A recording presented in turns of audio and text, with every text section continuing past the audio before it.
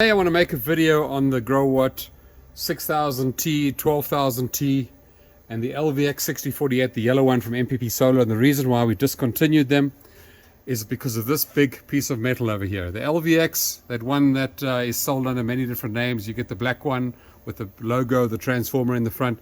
This big transformer over here is the reason why we do not want to sell them anymore. Okay, now I'm going to set something up on the bench with a 6000T, and I am going to show you it does not feed back to the grid. That's not what I'm saying. I'm saying that it can balance the grid, and I'm going to give you an example of why. I've seen where these auto transformers, you got this inverter in bypass mode, and you're seeing 60 to 80 amps coming through this auto transformer with no load on the inverter. Okay, so this is why I want to show these things to you. And I'm not going to sell any inverter anymore with the auto transformer. In fact, we stopped about a year ago after the LVX 6048s. They're running transformers in parallel. I'm not a fan of that because running a transformer in parallel, they have to be designed to be exactly the same. There's just too many currents going between them, and I'm going to show you just one set of that right now. For guys that are running completely off grid, no problem. Okay, and sometimes in 95% of cases, this unit runs just fine. My next door neighbors run on them. They got their own utility pole. But sometimes when customers share a transformer or they're more rural, they get imbalanced phases, and this is what I'm moving away from. So to reiterate, it does not feed back to the grid. Okay, it's not designed to feed back to the grid. It never will feed back to the grid. The LVX 6048 has a function to feed back to the grid. These guys, like I said, they work well, but they're less efficient because of their transformer. It takes energy magnetizing and demagnetizing this guy 60 times a second, and that's why they're in the 88 to 85% efficient, whereas a transformerless inverter is in the 90% efficient. Now, people say this is a low-frequency inverter. It is not. Even the LVX 6048 is not a low-frequency inverter. That's a load of baloney, whatever you want to call it. So it's a high-frequency inverter. Okay, here is the board, the power board at the back over here. It's got MOSFET switching high frequencies, and it has to switch at high frequencies to maintain efficiency. So it's a high-frequency inverter essentially driving an auto transformer. So the reason why they're managing to make it cheaply is because this is a 240 volt inverter board. The 240 volt inverter board is driving the transformer. The transformer is making 120 volts, and the 240 volts already is making 120 volts between L1 and neutral, and L2 and neutral. So that's the whole function of the transformer. It's not there to make things start better or whatever the case is. It's purely to create a neutral wire and for them to make a cheap 240 volt inverter that they can sell worldwide, and then they just stick a transformer in for the US market and call it a 120 volt unit. Okay, so it's not a low frequency inverter. I've also had GrowWatt engineers call me and say, how can you put on your website that you don't support these models? There's nothing wrong with them. And I explain them to do exactly the same thing. And first of all, they don't get it. And then eventually, 2 or 3 times later, they get it. And once they got it, they say, well, then don't connect the neutral wire to the output. And I go, well, how do you want us to wire it then? They have a separate ground. And I said, if you have a separate ground, then you got a ground loop problem. So then they say, well, it's not supposed to be designed like that. So I said, well, in your manual it shows it's wired like that. So and then they say, well, they try to make me take off this warning, and I showed them that there's actually no way around. There's no way around making this whole thing safe.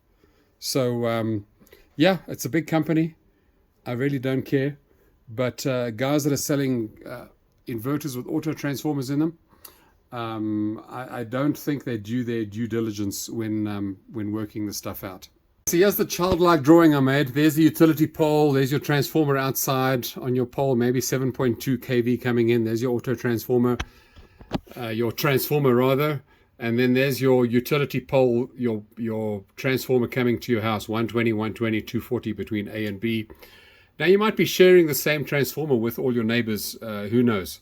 But But I'm taking, for example, this is a perfectly wound transformer. Let's say this. Let me just keep it simple for now, okay? And let's say we got some loads over there, across there, 120 volt light bulbs, as I got over here.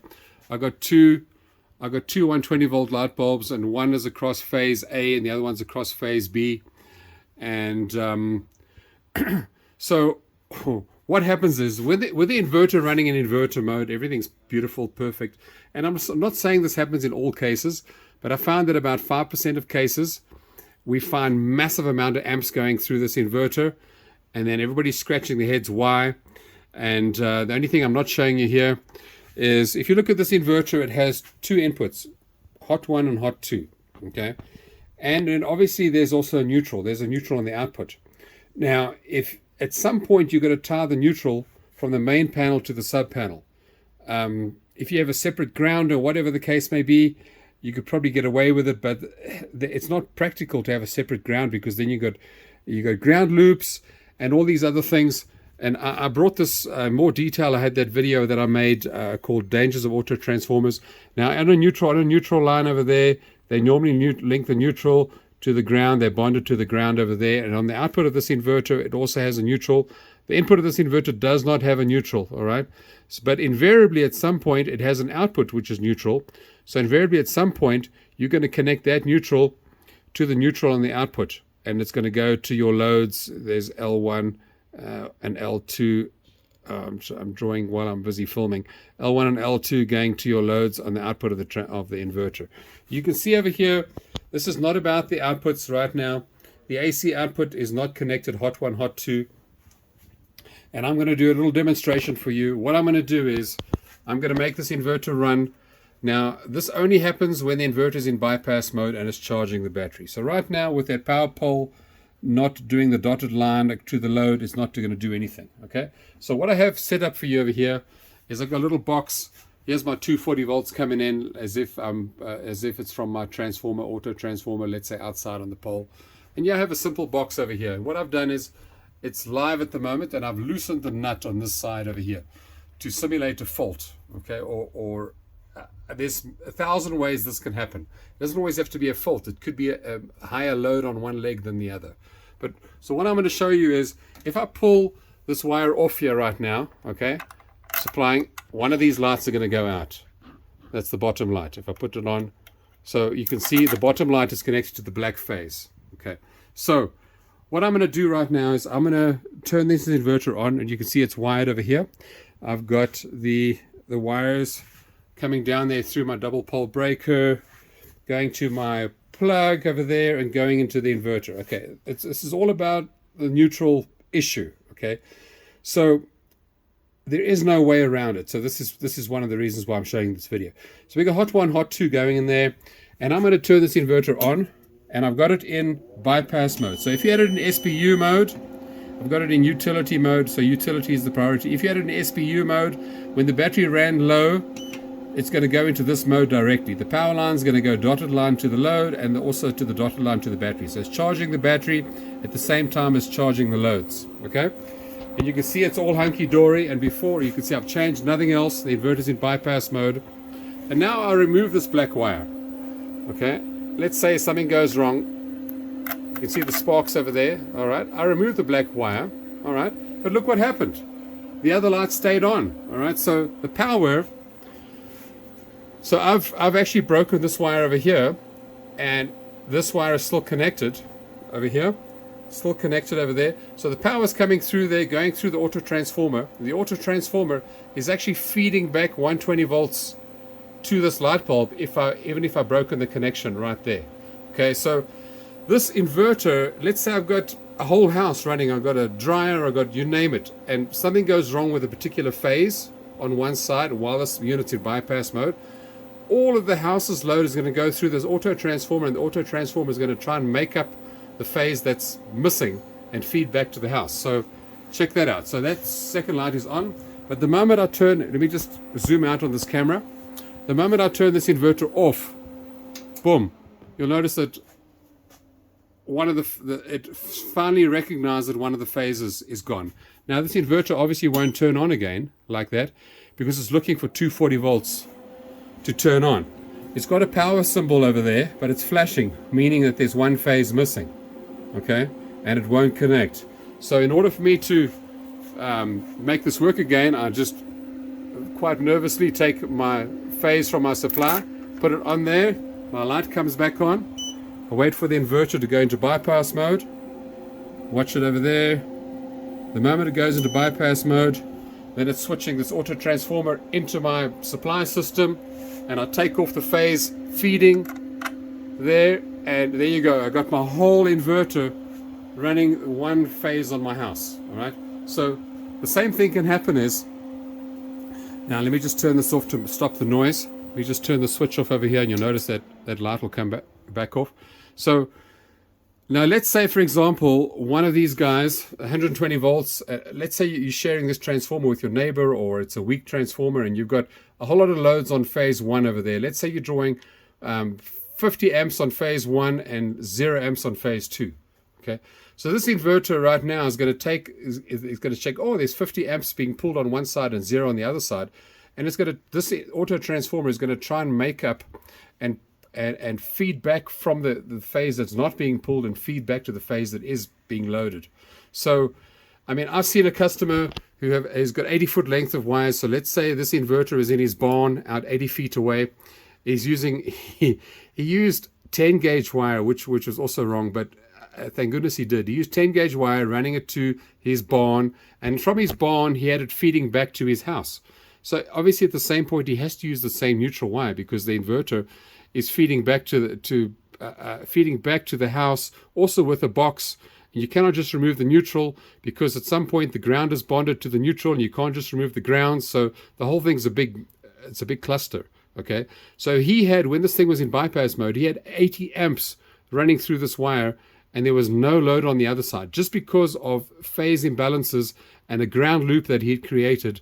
So it was an absolute mess, and you don't get this type of thing with inverters that don't have an auto transformer. So if you use two LV6548s, there's none of this included. If you use, for example, the Solar Arc, there's none of this. So that's why we're moving away from any inverter that has an auto transformer inside, because we have seen time and time again many amps being pulled through these wires going to the inverter when the inverter has no load on the output. It's just trying to balance the phases on the house, just as you're seeing right now. This inverter is actually making up an artificial phase to power the loads on one. So I'm going to connect that back up, and I'm saying, you've seen this a million times now.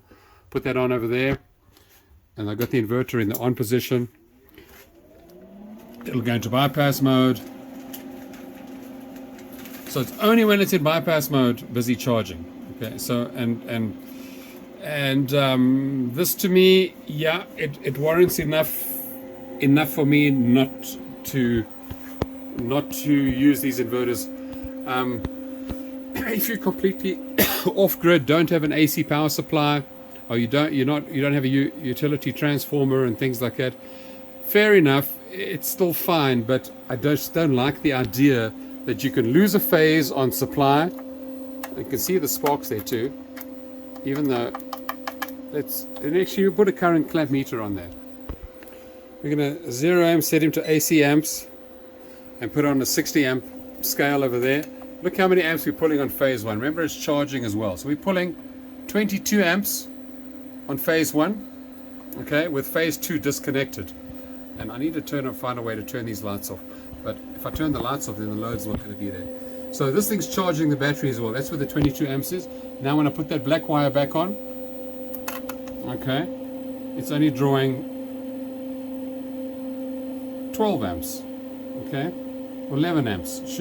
So if you lose a phase or you got some load, it actually doubles the current on L1 or L2, whichever phase goes missing.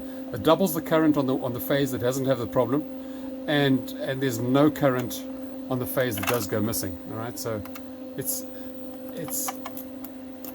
really not where I want to be in my life. And so you can see it's back at 22 amps. Okay, and you can see both lights are still there, and if the battery got fully charged and the inverter switched back over to inverting, then it would be just fine. That there wouldn't be a problem. And the way to simulate that would be, if I hit this breaker, if I hit the breaker feeding the inverter, then you'll see all of a sudden that other phase will disappear. That's feeding into the box. Okay, so and then the problem's gone because it's all of a sudden detects that there's no AC power and the relays have kicked out inside there. So relays can disconnect it. So that in a nutshell is why we don't like any models with the auto transformers in them. As appealing as they are, not worth it for me. All right, thanks for watching, and stay safe out there. But for those of you guys who have these things installed and they're working fine, they're fine. My neighbors have them. I had one. My neighbors down the road had one. They're fine. But in certain circumstances, these are the issues you're going to face, and this is the very reason why I'm staying away from them. Thank you.